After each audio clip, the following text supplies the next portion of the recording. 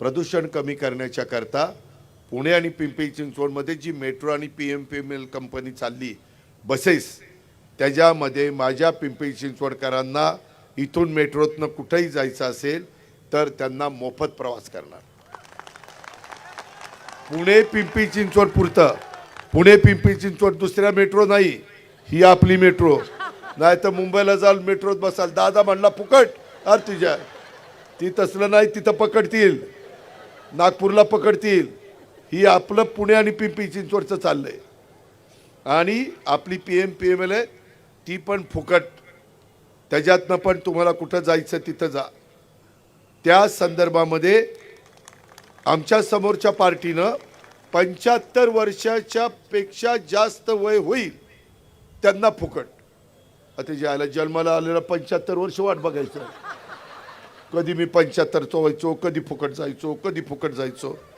आम्ही ते बंदच केलं, जन्माला आलं जा फुकट आणि शेवटपर्यंत फुकट जा, जोपर्यंत वर जात नाही तोपर्यंत फुकट।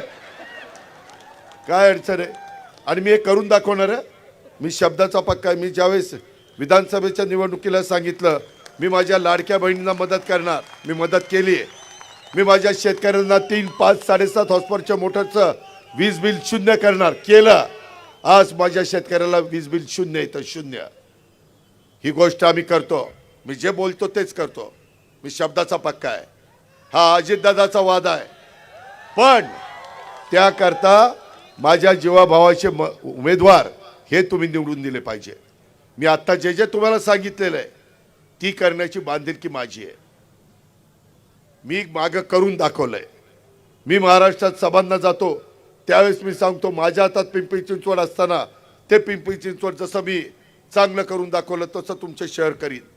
आता ह्या 9 वर्षात आपलं पिंपरी चिंचवड बिघडवण्याचं काम ज्यांनी केलंय त्याला आता बाजूला करू आणि पुन्हा वैभव आपल्या पिंपरी चिंचवडचं या सगळ्यांच्या मदतीनं आपण त्या ठिकाणी प्राप्त करू।